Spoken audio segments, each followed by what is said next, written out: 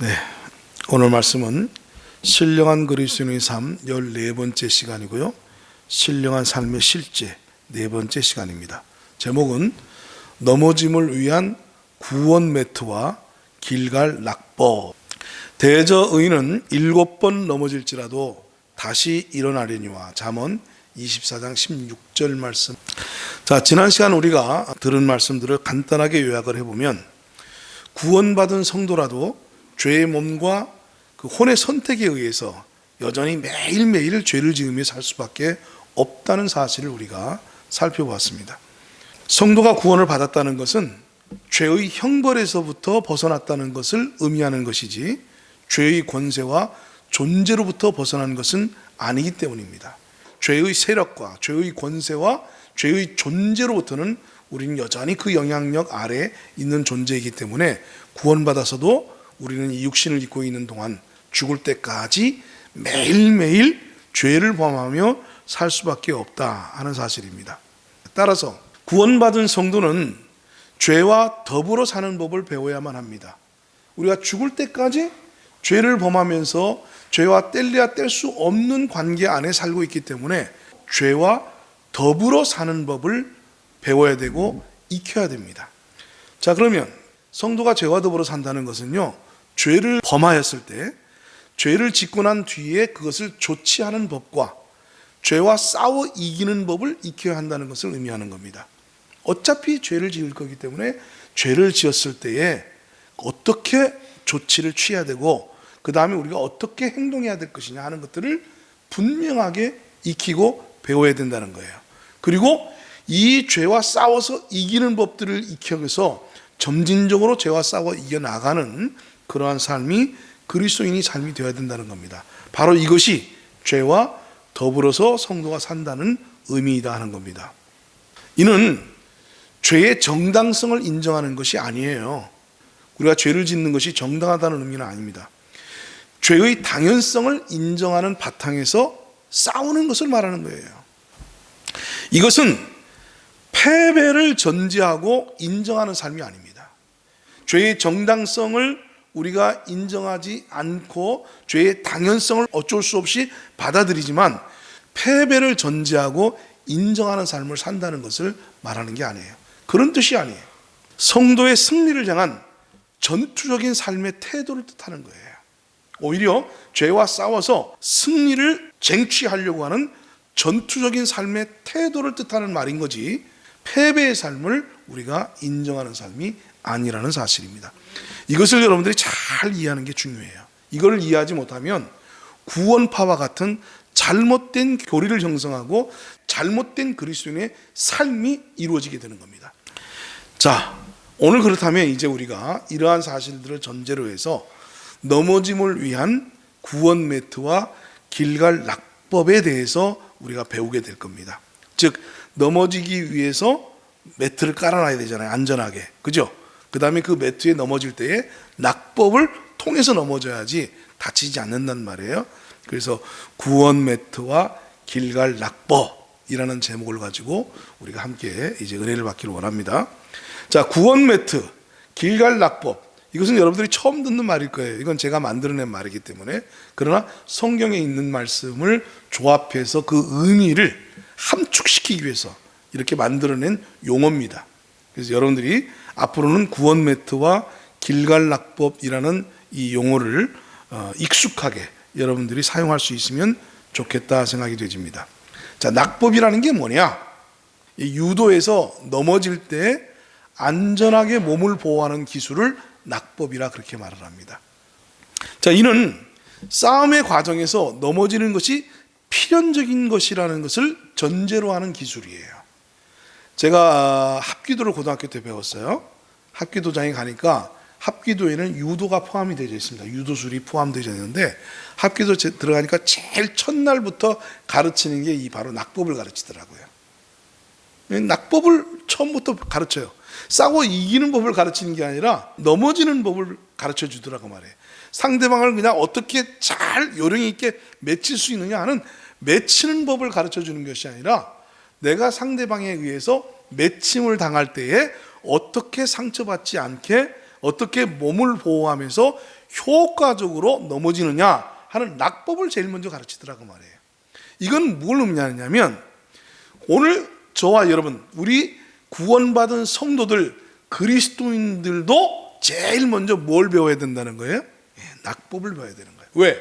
우리는 죄와 더불어 살아가고 있기 때문에, 우리는 늘 죄를 범하면서 살아가기 때문에, 우리는 연약한 죄의 몸을 가지고 있기 때문에 원치 않아도 늘 죄를 지으면서 넘어지는 존재이기 때문에 아무리 영적으로 우리가 싸워서, 죄와 싸워서 이기려고 하는 투쟁심을 가지고 전투력을 가지고 우리가 임한다 해도 어쩔 수 없이 이 싸움 속에서는 넘어짐이, 죄를 짓는 현실이 우리의 삶의 현실이란 말이에요. 그래서 영적 전투에 있어서 제일 먼저 해야 할 일이 무엇이냐? 그것은 바로 길갈 진영을 구축하는 것이고, 그리고 길갈 진영을 구축한 뒤에 넘어지는 낙법을 배워야 되는 거예요. 죄로 말미암아 넘어지는 영적 낙법을 먼저 배워야 되는 것이 그리스도인이 배워야 될 제일 첫 번째 가르침이다 하는 사실입니다. 처음 예수 믿고 구원받자마자 구원받은 하나님의 자녀에게 죄를 지었을 때 어떻게 조치해야 되는가, 죄를 지을 때 어떤 방식으로 잘 넘어져서 상처받지 않고 그것으로 인해서 영적으로 손상을 겪지 않으며 영적 침륜에 빠지지 않게 되는가 하는 사실들을 가르쳐 줘야 된단 말이에요. 이것이 매우 중요한 겁니다. 영적 싸움에 있어서도 넘어지는 것은 필연적이며, 그래서 다치지 않고 넘어지는 영적인 낙법을 배워야만 하는 것입니다. 자, 그럼 영적 낙법의 기초는 무엇이냐? 영적 낙법을 배우기 전에 구원받기 전과 구원받은 후에 지은 죄의 성격 차이를 먼저 이해하는 것이 이 낙법을 배우기 전에 매트를 까는 작업입니다. 구원받기 전과 구원받은 후에 죄의 성격이 어떻게 다른가 하는 것을 먼저 이해하고 있어야 돼요. 여러분, 구원받기 전에 지은 죄나 구원받은 후에 지은 죄가 오늘 우리 성도들에게 동일하게 영향을 줄까요? 동일한 모습으로 관계되어질까요? 그렇지 않습니다. 이거를 이해하는 게 대단히 중요한 거예요. 구원받기 전에 죄는 우리에게 어떤 영향을 주고 있고, 구원받은 후에 우리가 죄를 지었을 때는 그 죄가 우리에게 어떤 영향을 행사하는가. 그래서 구원받기 전에 죄를 다루는 법과 구원받은 후 그 죄를 다루는 방식을 각기 어떻게 이해하고 우리가 적용해야 될 것인가 하는 것을 알아야 되는 거예요. 그래서 영적인 낙법을 배우기 전에 먼저 이해하는 것이 중요하다고 말입니다. 자, 죄의 성격 차이에 대해서 이제 같이 이 시간에 한번 살펴볼게요. 구원받기 전의 죄와 구원받은 후의 죄의 성격이 각기 다른데, 먼저는 하나님과의 연합 문제에 있어서 구원받기 전의 죄와 구원받은 후의 죄가 성격이 다릅니다. 구원받기 전의 죄는 하나님과의 연합을 단절시켜 버립니다. 그래서 우리가 구원이 필요한 자가 되게 만드는 거예요. 그러니까 구원받기 전의 죄는 하나님과의 연합 관계를 파괴해요. 단절시켜요. 그걸 성경에서는 뭐라고 그랬습니까? 영적인 죽음이라 그랬어요. 그래서 하나님이 아담과 하와에게 선악을 알게 하는 나무의 실과를 먹지 말아라. 이것을 먹는 날에는 반드시 너희가 어떻게 될 것이다? 죽을 것이다. 그 죽음의 의미가 무엇이었어요? 하나님과 하나님의 그 영광과 하나님이 예비하신 모든 은혜와 축복으로부터 모든 권리를 박탈당하고 하나님과의 관계가 단절되어지는 거예요. 하나님과의 연합이 단절되어지는 거예요. 그것이 구원받기 전에 우리 일과 지은 죄의 성격이다 그 말입니다. 자, 그러면 구원받고 난 다음에 지은 죄는 뭐냐? 이 하나님과의 연합을 끊어내지는 못해요. 다만 하나님과의 사귐, 하나님과의 교제의 어려움을 만나게 되지는 거예요. 자, 그러면 죄로 인해서 영적 상태가 어떻게 변화가 되지느냐? 구원받기 전의 죄는 우리에게 영적 죽음을 가져옵니다. 영적으로 우리를 죽게 만들어요. 그래서 하나님과 전혀 관계하지 못하죠. 그러나 구원받은 후에 죄를 짓게 되면 영적으로 우리는 죽는 것이 아니라 영적 침체에 이르게 된다는 말이에요. 그러니까 영적 죽음과 영적 침체는 그 의미가 다른 거예요. 구원받은 후에 성도가 짓는 죄는 다시 구원받기 전과 같이 우리를 영적인 죽음으로 이끄는 것이 아니라 영적 침체로 이끈다. 자, 세 번째로, 그럼 영적 신분에 이 죄가 어떤 영향을 주느냐? 구원받기 전에 죄는 우리를 죄인으로 만들었어요. 모든 사람이 죄를 범하였음에, 그죠? 하나님의 영광에 이르지 못하고 모든 사람이 다 치우쳐 한 가지로 죄인이 되어졌습니다. 그래서 구원받기 전에 죄는 우리를 죄인으로 만들지만 구원받은 후에 짓는 죄는 죄인과 같은 상태로 만드는 거예요.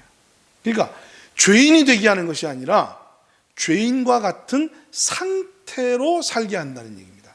그래서 구원받기 전에는 죄가 우리를 죄인으로 만들었지만 한번 구원받고 난 이후에 우리가 죄를 범한다고 해서 도로 우리가 죄인이 되는 건 아니에요.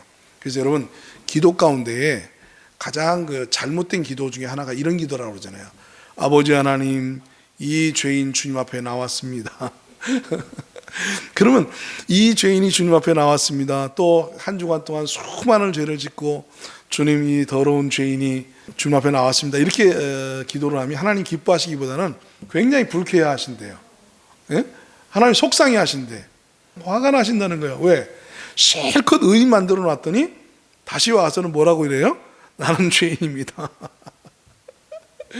물론 이제 우리가 그 하나님과의 관계 속에서 우리의 어떤 영적인 마음가짐, 마음의 상태를 이야기하는 것이겠지만 어쨌거나 여러분들이 그것은 알고나 쓰라 그 말이에요. 예? 내가 하나님을 말해서 하나님 나는 죄인입니다 라고 말할 때 내가 죄인의 신분으로 나왔습니다가 아니라 죄인의 상태로 나왔습니다, 이렇게 말해야 돼요. 죄인의 위치에서 나온 것이 아니라 죄인과 같은 영적인 상태에서 내가 주님 앞에 나왔습니다. 그 말을 주여 제가 죄인이 주님 앞에 나왔습니다, 이렇게 말을 하는 거지, 말의 의미가 그런 의미로 쓰여져야 되지 구원받기 전과 같이 똑같이 내가 죄를 지었기 때문에 다시 도로 죄인이 되어서 하나님 나를 용서해 주세요 하고 나오라는 게 아닙니다. 그렇게 되면 큰일 나는 거예요. 그렇게 되면 어떤 일이 벌어지느냐, 예수님 십자가에 우리가 죄를 지을 때마다 돌아가셔야 돼요. 내가 죄를 짓고 내가 또 죄인입니다 그러면 예수님이 나보고 또 십자가 지라고? 그럼 예수님 십자가 가서 또 지셔야 돼. 또 짊어지시고 또 죽으셔야 돼. 왜? 내가 뭐가 됐으니까? 죄인이 됐으니까. 그럼 그 죄인을 의인 만들려면 또 어떻게 해야 돼? 또 십자가 짊어지셔야죠. 이런 일들이 반복되는 거예요. 그러니까 구원받고 난 이후에 그 죄는 영적 신분에 있어서 의인된 이 신분을 변화시키지 않는다. 신분은 달라지지 않는다. 다만 상태가 달라진다. 영적인 상태가 달라진다는 겁니다. 아시겠죠? 네, 잘 정리하세요. 자, 네 번째로, 그럼 하나님과의 관계는 죄가 어떤 영향을 주느냐? 구원받기 전에는 그 지은 죄 때문에 하나님과의 관계가 원수가 되셨어요. 원수. 하나님과 우리가 원수가 되셨어요. 참 무섭죠? 자, 그러나 어떤 일이 있어도 구원받고 난 다음에 지은 죄로 인해서 파양되지 않는다. 근데 우리가 죄를 짓는다고 이놈의 왼수 내가 자녀 삼아줬더니 또 죄를 짓고 있어? 에이 안 되겠다. 엄마 너 파양해. 관계 끊어. 넌 다시 원수야. 이렇게 말씀하지 않는다는 거예요. 자, 그 다음에 죄의 대가. 구원받기 전에 죄를 짓게 되면 죄의 대가로 지옥 형벌을 받게 됩니다. 지옥에서 영원한 형벌을 받게 되지는 거예요. 구원받기 전에 지은 죄는 이렇게 무섭습니다. 네? 구원받기 전에 지었던 죄는 그 지은 죄의 대가로 우리에게 지옥에서의 영원한 형벌이 주어진다는 그 말이에요. 자, 그러나 구원받고 난 하나님의 자녀에게 있어서는 그 죄를 짓게 되면 어떤 대가가 주어지느냐? 징계가 옵니다. 징계. 그러니까 심판과 징계는 다른 거예요. 지옥에서의 영원한 형벌과 하나님의 자녀들은 다시는 지옥에 가지 않아요. 사망에서 생명으로 옮겼느니라. 이미 옮겨졌기 때문에 이제 다시 우리가 생명 안에서 다시 사망의 세계로, 다시 지옥의 형벌로 들어가는 일은 없어요. 그럼 구원받은 사람들은 죄에 대한 대가를 무엇으로 지불합니까? 삶을 통해서 고난과 여러 가지 하나님의 그 다스림 속에 받는 징계, 이 징계로 우리가 그 죄에 대한 대가를 지불합니다. 지불하도록 그렇게 하십니다. 징계의 방식은 여러 가지죠. 어떤 방법들이 있을까요? 갑자기 우리를 가난하게 만들어서 궁색하게 하신다든지, 어떤 어려운 일을 만나서 입장 곤란하게 만들어서 정말 나로 하여금 힘들게 하신다든지, 아니면 병이 들게 하셔서 나로 하여금 고통받게 하신다든지, 뭐 이런 여러 가지 방법들이 동원이 되져요. 사건과 환경과 존재를 통해서 우리를 징계하신단 말이에요. 징계. 그것이 죄에 대한 대가입니다. 징계가 없으면 뭐라고 그러세요? 사생하라고 그랬잖아요. 성경이 그렇게 말씀하셨죠? 자, 6번째. 그러면 구원받기 전에 지은 죄는 어떻게 그 문제를 해결해야 되느냐? 죄사함을 받아야 되죠. 근데 사람이 스스로 죄사함 받을 수 있어요, 없어요? 자기 노력과 수고로 죄사함 받을 수 있어요, 없어요? 없죠. 예수 그리스도를 통해서 죄사함을 받아야만 그 구원받기 전에 죄가 해결되집니다. 그럼 구원받고 난 이후에 우리가 죄를 지었을 때 그 문제 해결 방법은 뭐냐? 사실은 문제 해결하려고 할 것은 없어요. 구원받고 난 이후에 지은 죄는 우리의 신분에도, 하나님과의 관계에도, 하나님의 어떤 자녀된 어떤 그 입장에도 뭐 손상을 주지 않기 때문에 우리가 크게 문제가 일어나지 않습니다.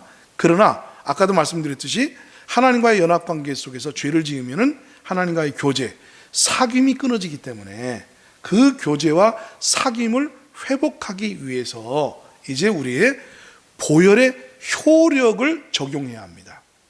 보혈의 효력. 언제나. 그래서 보혈을 지나 하나님 품으로 라는 이 찬양이 굉장히 복음적인 찬양인 거예요. 우리는 하나님 앞에 나갈 때 언제나 보혈의 공로에 그 효력을 힘입어서 주님 앞에 서는 거예요. 구원받고 어떤 죄를 지었어도 그 보혈의 공로에 효력을 힘입어서 주님 앞에 서게 되어지면 주님께서는 잘 왔다 내 아들아 하고 다시금 하나님께서는 우리와의 관계를 회복하십니다. 회복시키십니다. 그래서 구원받기 전에는 우리가 회개하고 예수를 믿는 이런 그 죄사함이 필요하지만 구원받고 난 이후에는 우리의 죄를 자백하고 그 보혈의 효력을 적용하는 것이 중요하다는 얘기입니다. 자, 그래서 죄와 예수 그리스도와의 관계를 우리가 살펴보면 구원받기 전에는 예수 앞에서 죄를 회개하고 그 예수를 구주로 영접해야만 합니다. 영접하는 것. 그것이 예수 그리스도와 관계하는 거예요.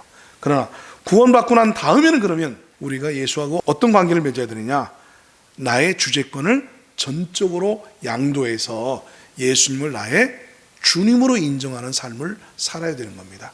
자, 이렇게 제가 요약을 해서 말씀을 드렸어요.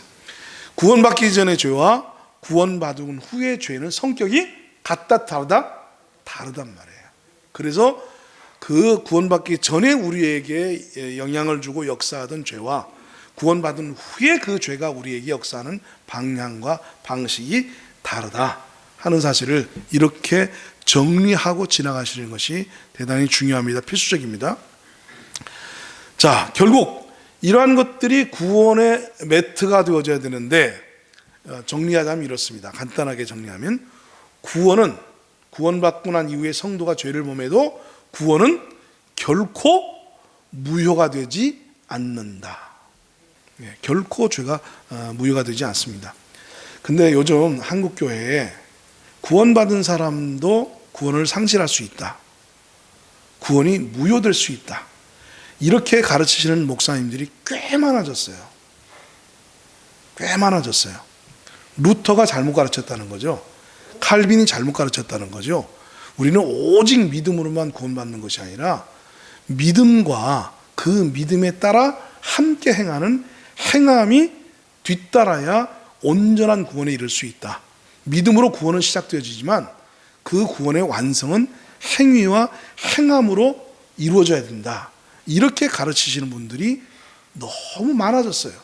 그러나 그것은 성경적인 가르침이 아닙니다. 전혀 아닙니다. 이것을 여러분이 잘 이해해야 됩니다. 구원에 있어서 행위가 어떤 형식으로든지 어떤 경우로든지 개입이 되어버리면 그 구원은 행위 구원으로 변질되는 거예요. 은혜가 안 되는 거예요. 은혜라는 것은 전적으로 하나님의 공로, 전적으로 하나님의 선택에 의해서 성취되어져야 되고 이루어져야 되는 것이지, 그 하나님의 은혜에 우리가 숟가락을 얹게 되지면 더 이상 그때는 은혜가 되지 않는 거예요. 그래서 왜 믿음이냐? 로마서에서 분명히 말씀하고 있잖아요. 사도 바울이 뭐라 했습니까?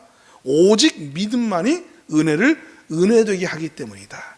즉 우리의 구원을 값없이 우리의 공로나 우리의 수고나 우리의 행위나 노력 없이 전적으로 은혜를 은혜되게 하는 방식으로 구원받는 방식이 오직 유일하게 뭐라는 거예요? 믿음이에요.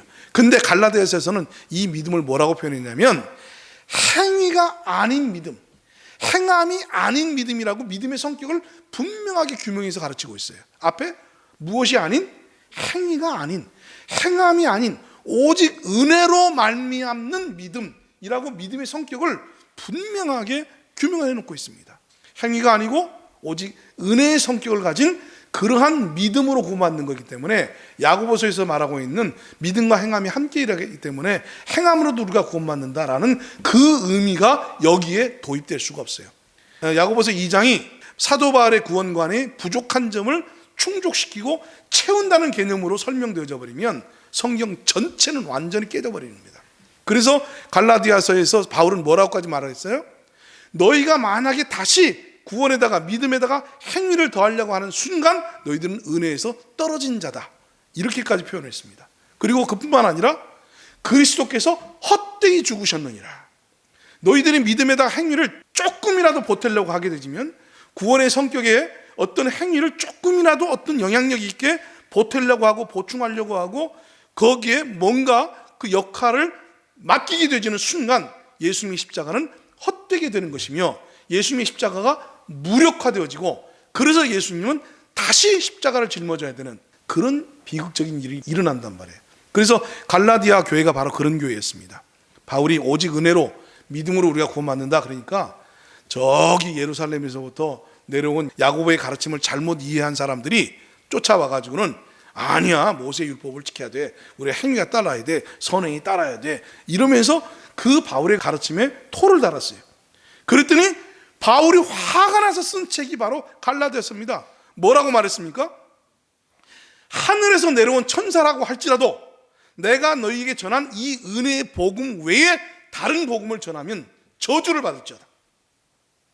내가 너희에게 전한 이 은혜의 복음을 변질시키려고 하는 자가 있으면 저주를 받을 것이다 라고까지 얘기를 했어요. 얼마나 강력하게 얘기했는지 모릅니다. 그러면서 뒤에 이어서 뭐라고 했습니까? 너희가 성령을 받은 것이 행위로냐 믿음으로냐? 행위가 아닌 믿음으로 받았지 않느냐? 그리고 이 어리석은 갈라디아 사람들아, 예수께서 십자가에 죽은 것이 분명하거늘 왜 멍청하게 예수님의 십자가에다 무엇을 보태려고 그러냐 하고 강하게 책망하면서 가르친 책이 갈라디아서입니다. 그래서 여러분요, 우리의 구원은 결코 무효가 되는 법이 없어요.